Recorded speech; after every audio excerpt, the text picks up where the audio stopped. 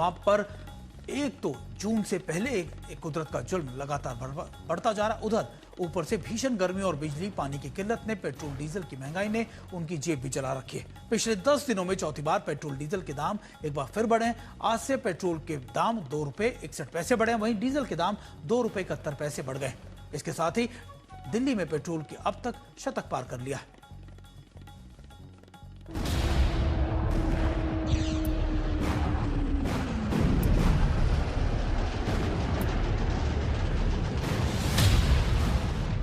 Iran की जंग थमे 47 दिन हो गए, लेकिन हॉर्मुज संकट का ऐसा कहर है कि 2 महीने बाद भी बारूदी आग की तपिश हिंदुस्तान में आवाम की जेब तक पहुंच रही है। महंगे कच्चे तेल में झुलसते तेल कंपनियों के मुनाफे को बचाने के लिए एक बार फिर पेट्रोल डीजल का दाम बढ़ा दिया गया है, जिसमें पेट्रोल की कीमतों में 2 रुपए 61 पैसे और डीजल के दाम 2 रुपए 71 पैसे प्रति लीटर बढ़ा दिए गए हैं। इसके साथ ही राजधानी में पेट्रोल 102 रुपए 12 पैसे और डीजल 95 रुपए 20 पैसे में मिल रहा है। मुंबई में पेट्रोल 111 रुपए 21 पैसे, डीजल 97 रुपए 83 पैसे का हो गया है। कोलकाता में पेट्रोल 113 रुपए 51 पैसे और डीजल 99 रुपए 82 पैसे का मिल रहा है। तो चेन्नई में पेट्रोल 107 रुपए 77 पैसे और डीजल 99 रुपए 55 पैसे प्रति लीटर हो गया है। यहाँ आम पब्लिक पे जो वजन पड़ रहा है ना, वो ऊपर वाले लोगों को नहीं दिखता, नीचे वाले लोगों को बहुत मायने रखा था कि हम लोग क्या 1-2 रुपए करके इकट्ठा पैसा करते हैं, उसके लिए 2 रुपए बहुत मायने रखा था। तो है सर, बढ़ना तो नहीं चाहिए।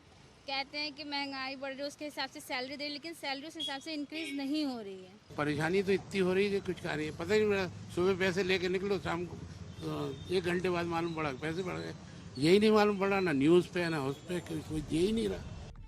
हिंदुस्तान के अवाम को पता है कि ईरान की जंग के कारण तेल के दामों में आग लगी हुई है और सिर्फ 10 दिनों के भीतर पेट्रोल 7 रुपए 38 पैसे और डीजल 7 रुपए 53 पैसे तक महंगा हो चुका है।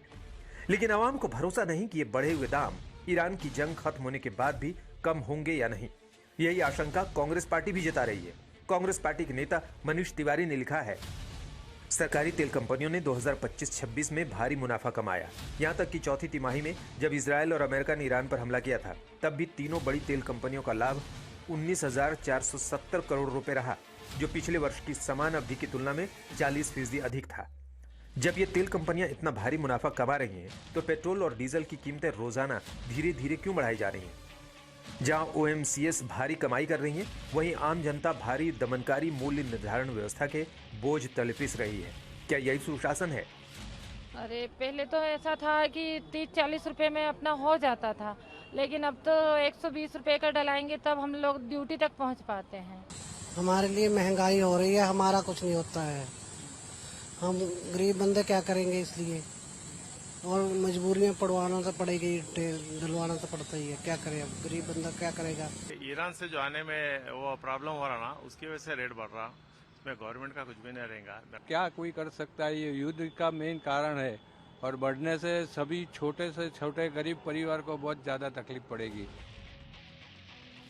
विपक्षी दल सवाल उठा रहे हैं कि कच्चा तेल जब सस्ता होता है तो सरकार और तेल कंपनियां अपनी जेब भरती हैं और महंगे कच्चे तेल का बोझ आवाम की जेब पर डालती है। जबकि आंकड़े बताते हैं कि जनवरी से मार्च के बीच इंडियन ऑयल को 15,176 करोड़ का मुनाफा हुआ, लेकिन अप्रैल और मई में 35 से 45 हजार करोड़ का नुकसान का अनुमान है। इसी तरह जनवरी से मार्च में भारत पेट्रोलियम को 5,624.54 करोड़ का मुनाफा हुआ और अप्रैल मई में 18 से 22 हजार करोड़ के नुकसान का अनुमान है।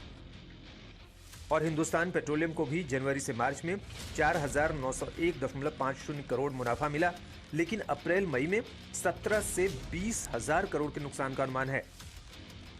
तेल कंपनियों के बही खाते में आए भूचाल का अनुमान लगाते हुए बाजार के जानकार पहले ही 20 से 25 रुपए तक दाम बढ़ने की आशंका जता रहे थे। इसमें अभी तक सिर्फ 7 से 8 रुपए तक ही बढ़ोतरी की गई है। आशंका है कि अगर हॉर्मुज की डील जल्द नहीं सुलझी और कच्चे तेल के दाम जंग से पहले वाले स्तर पर नहीं पहुंचे, तो महंगाई के जोर का झटका धीरे धीरे लगते रह सकता है। आज तक ब्यूरो।